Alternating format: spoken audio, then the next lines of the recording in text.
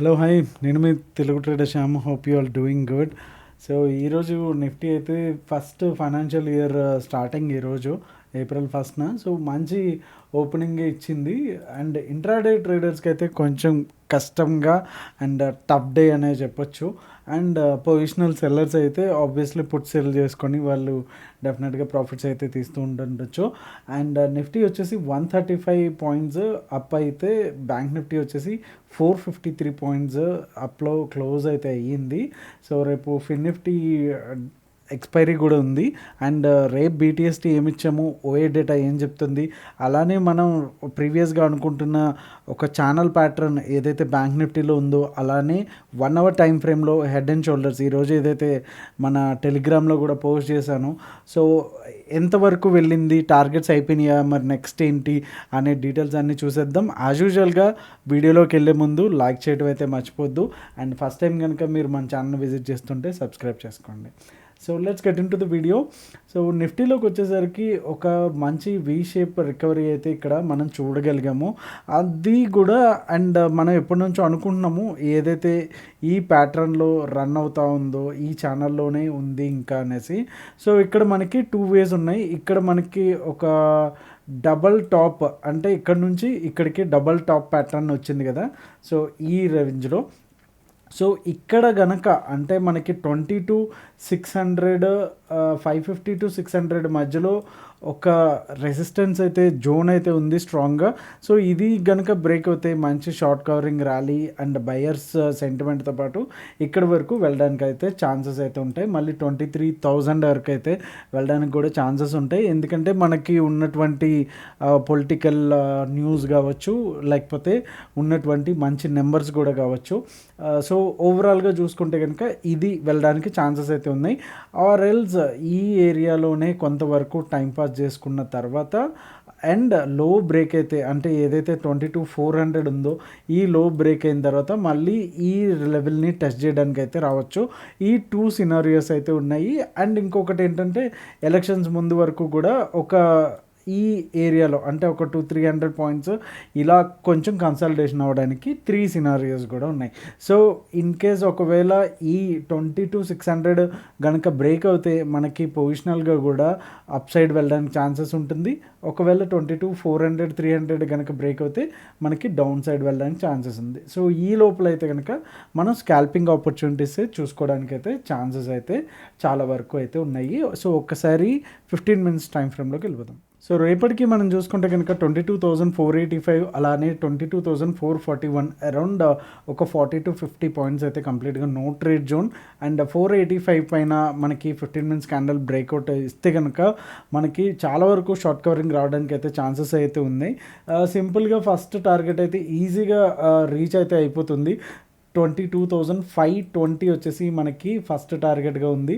And second target వచ్చేసి 560, another 40 points.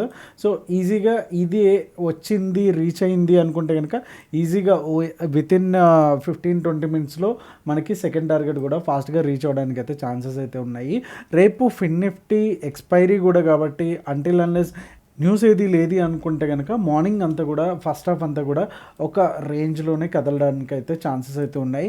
And బీటీఎస్టీ వచ్చేసి CE వచ్చింది కాబట్టి ఫస్ట్ ఏరియా ఆఫ్ బుకింగ్ అయితే సో 22,485 దగ్గర అండ్ 22,500 దగ్గర ఇక్కడ ప్రైస్ యాక్షన్ చూసుకుని అండ్ క్యాండిల్ పైకి వెళ్తుందా లేదా అనేది చూసుకొని దాన్ని బట్టి బుక్ చేసుకోవడం అనేది better thing.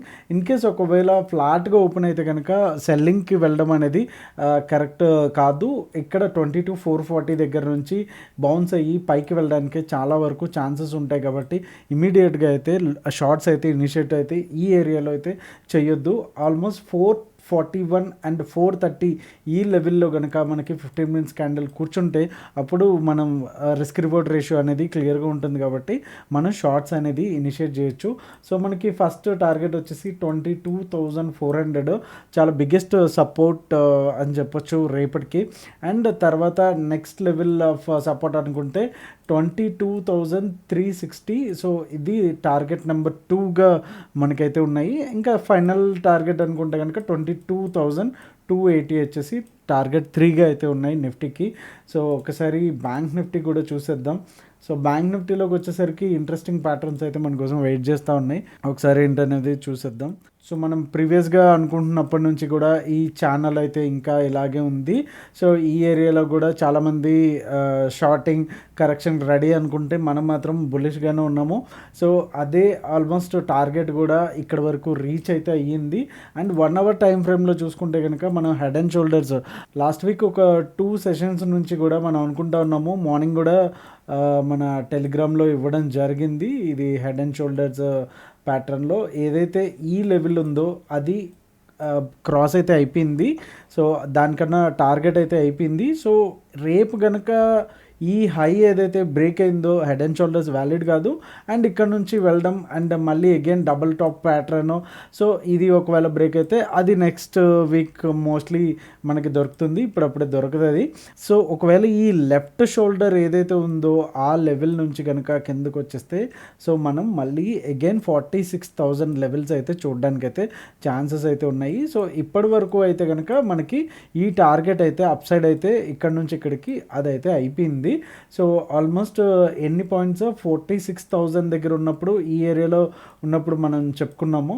Okay, so around ఒక 1,400-1,500 పాయింట్స్ అయితే మనకి ఈ ఏరియాలో అయితే ఇచ్చేసింది. But not easy thing actually.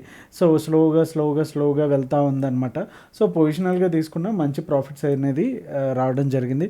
ఒకసారి 15 మినిట్స్లో చూసేద్దాం. సో దట్ రేపటికి no trade zone buying zone ఏంటి అనేది తెలిసిపోతుంది. సో ఈ రోజు అయితే కంప్లీట్గా ఏదైతే 15 మినిట్స్ క్యాండిల్ రేంజ్లో ఉందో ఆ రేంజ్ దాటనైతే లేదు కంప్లీట్గా.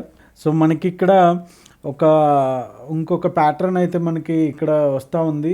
ఏం ప్యాటర్న్ అనేది మీకు అర్థమైతే కనుక కమెంట్ అయితే చేయండి. So flag and pole, okay, flag and pole pattern అంటారు. సో ఇది వచ్చేసి బుల్లిష్ ఫ్లాగ్ అండ్ పోల్ మనం అనుకోవచ్చు ఇది. సో ఒకవేళ ఇది బ్రేక్ అయితే కనుక చాలా మంచి రేంజ్లో మనకి వెళ్ళడానికి అయితే ఛాన్సెస్ అయితే ఉంటాయి. సో మనకి ఆల్మోస్ట్ లెవెల్స్ కూడా ఈ రేంజ్లోనే ఉన్నాయి.